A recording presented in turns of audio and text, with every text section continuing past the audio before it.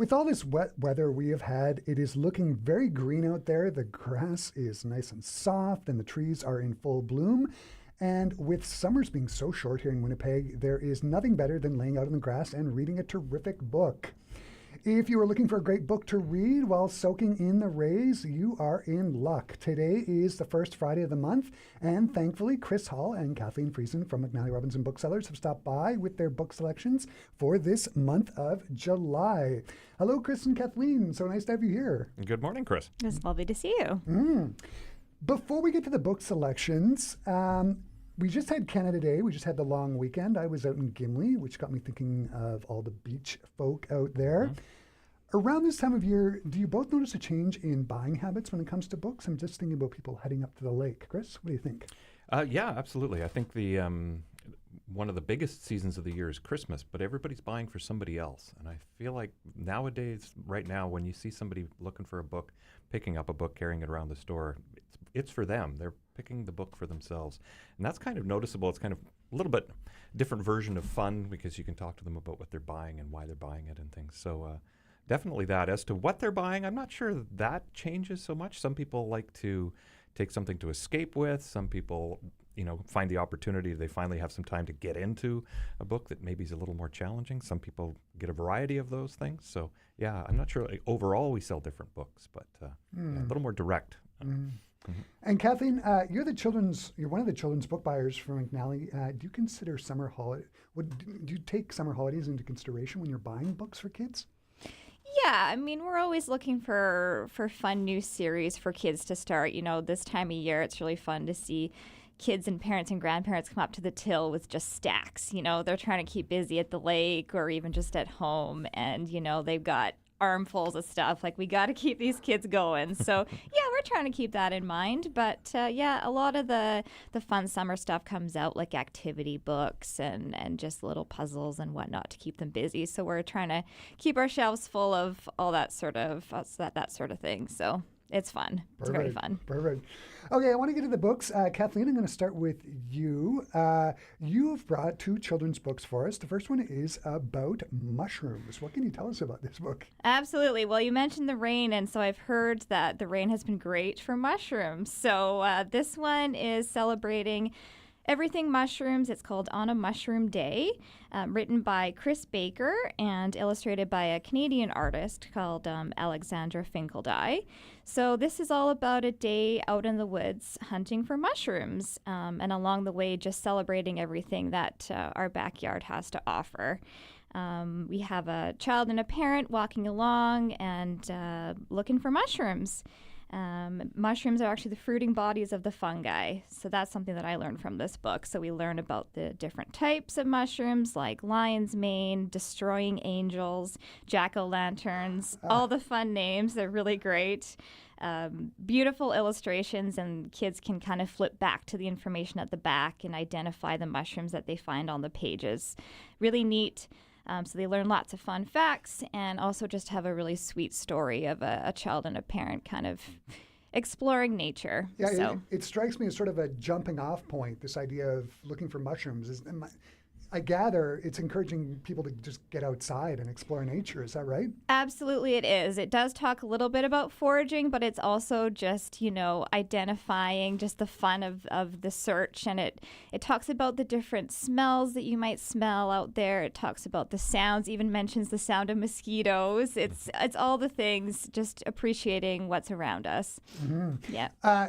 You were saying Alexandra Finkeldye, she's based in Ottawa, and from what I gather, it's a picture book. So what are the illustrations like? Really lovely and green, as you mentioned, and just like the colors of the mushrooms really pop. So really detailed and lovely to look at. Perfect. And then next we've got Gamerville by Johnny Christmas. I got to say, that's a great name. Love the name, yes. It looks super cool. It's written like a graphic novel, right? Absolutely. So it's a middle grade graphic novel, so great for ages 8 to 12. Johnny Christmas wrote a graphic novel a couple years ago that we loved called Swim Team. So this one called Gamerville, we're very excited for this one. Our main character is Max. He's obsessed with video games, and one game in particular called The Lone Wolf of Calamity Bay, which is also a great name for a video game.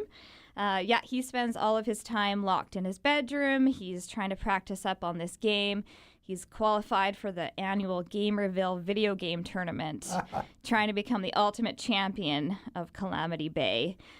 But of course, his parents are a bit concerned, spending all this time in front of his screens, so they have a great idea. They're going to send him to summer camp. This camp is called Camp Reset, and no electronics are allowed. So, of course, he's shocked by this idea. He's also going to miss Gamerville while he's at camp. So, yeah, he's just trying to adjust to this new world. He's got to be outside. He's got to be out with the bugs. He's got to meet new people. But he hatches an escape plan. He's decided he's going to go through the woods across the lake to the Gamerville tournament. And yes, discovering that maybe he can use some of these new camp skills in his escape. And maybe camp isn't actually the worst place to be after all. Without giving too much away, can you talk about some of the themes that the book is touching on for kids? Yeah, Max is a bit of a lone wolf, and that ties into the lone wolf game. And so it's kind of about him coming out of his shell, power of friendship and connection with other people, sharing the world. So he's got his video game world. There's a lot of campers that he meets that have got their camp world, and they kind of mesh together. He's able to show them his world. They're able to show him their world. And also about the relationship between Max and his parents, and they kind of come around to understand where each are coming from. And yeah. Perfect. Lots of things in there. So Perfect. Chris, I'm going to turn it over to you. You've brought in 3 books. First, we've got The Bright Sword. What can you tell us about this book? It's a fantasy novel, right? Yeah, sort of fantasy. It's kind of old-fashioned fantasy, maybe. It's by an author named Lev Grossman. He is known for writing the Magician trilogy, and that is made up of The Magicians, The Magician King, and The Magician's Land. This new novel, he turns to the legend of King Arthur and a young knight named Colum. He arrives at Camelot and he wants to compete for a spot on the round table, but Colum finds he's too late.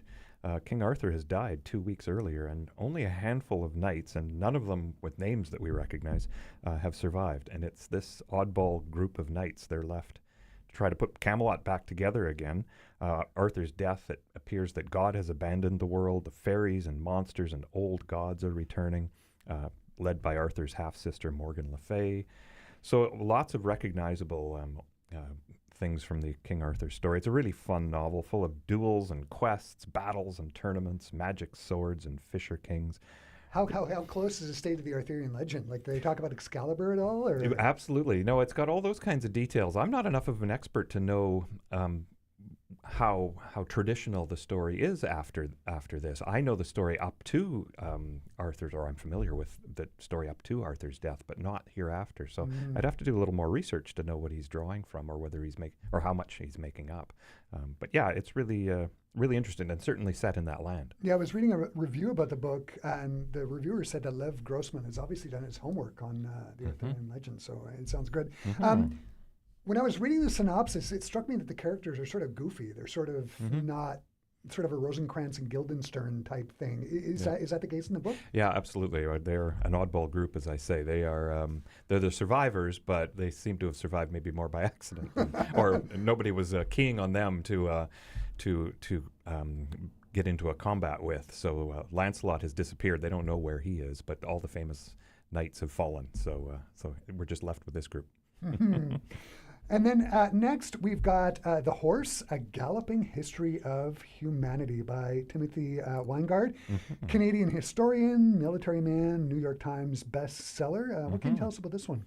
Well, Timothy Weingard might be familiar to viewers who've been listening, or listeners who've been listening for a while, because he wrote a book called The Mosquito, which I had as a what to read a few years ago when it came out. And that told the history of humans, but how that history had been affected by the presence of mosquitoes and their airborne diseases and other things. So here, Weingard kind of does the same treatment, but with horses.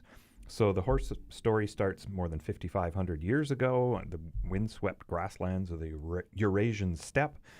One human tamed one horse somewhere at some point, and that resulting bond has really taken the history of humanity in a direction it went. and powered literally by the horse. So for millennia, of course, the horse was the primary mode of transportation. It's an essential farming machine. It was a weapon of war. It truly dominated every facet of human life and really allowed for lots of things. Alexander the Great, his empire was largely because he revolutionized or really created the idea of cavalry and some of the techniques of cavalry, which were used right through to the First World War. Amazing. The Chinese Han Dynasty, they withstood the Mongol hordes that just ran over the European farmers. European farmers didn't have horses, so they were just standing, and these horse-born men just came through and annihilated them. So there are stories like that where we think the story is such and such, and people doing certain things, but the horse was really a catalyst, and in some cases, the horsepower, right? Quite literally. It seems like such a big topic. How does he cover it in the book? Like, does he do it by topic and then sort of dedicate like a certain amount of pages to that? How does that work? Yeah, well, he starts by talking about the horse, its biology, it's how it turns grass into fuel, and how it becomes such a big animal just eating grass. And I found that very, very kind of not difficult, but I had to push myself through it a little bit. But I was really glad I did, because the rest of the story is really hinging on how horses are all over the world. They can survive almost everywhere. Yeah. And part of it is they've got a really efficient way of eating grass, much more efficient than a cow, for example.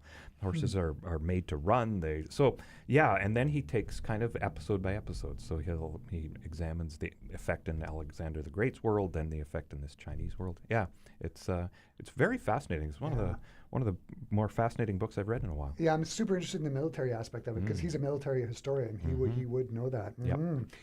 And next, we've got another writer who's writing very much in her wheelhouse, Autocracy, Inc., The Dictators Who Want to Run the World, by Pulitzer Prize-winning author Anne Applebaum. What is this one about? Well, yeah, you're right. Anne Applebaum has kind of been writing about this kind of thing for a while. She's also a historian, written many histories, including the Gulag, Red Famine, Iron Curtain. She's also a staff writer at The Atlantic, and I think this is the writing that's coming out of her thinking about current events around the Atlantic. So she argues in this book that the image of the all-powerful leader, the autocrat, controlling the police and the police threatening people with violence is really outdated, and we have to get more complex in our thinking about it. Autocracies today are underpinned not by one dictator, but by a sophisticated network of financial structures, surveillance techniques, technologies as well, professional propagandists. Like, these are networks that are coordinated to put something and someone in power. So corrupt companies in one country do business with corrupt companies in another. Police in one country can arm and train police in another. So she really examines that it's not just isolated to individual countries. The countries are cooperating in ways, and the members of this Autocracy, Inc. Incorporated are not linked by a unifying ideology the way they used to be. They are rather just common desires for power, wealth, and impunity. So it's one of those challenging reads. Some people are up for this, so yeah, it's... it sounds super interesting. Does she touch on at all about the fact that these devices we carry on in our pockets, and we have these mini computers, they're listening all the time? Well, not so much that specifically, but certainly the devices, that's where our source of information is, and these the propaganda especially, they are making very good use of taking advantage of our weaknesses and what we get compelled by and the rabbit holes we're drawn into. They are very much aware of all of that. Oh, it sounds fascinating. Kathleen and Chris, this has been so great having you here. Chris, before I let you go, are there any upcoming events at McNally that you want to tease? Well, we've got the fall shaping up, but there's a few things that are not very much that we've been able to say for sure because we don't have the details pinned down. We're kind of in the off season, so we're kind of stretching our legs, and rainy days are great to read, sunny days are great to read. Any day is great to read. That's for sure. Chris and Kathleen, as always, it's just been so delightful to have you here. Thanks so much for taking the time and stop by today. The books sound fantastic. Thanks, Chris. Thank you.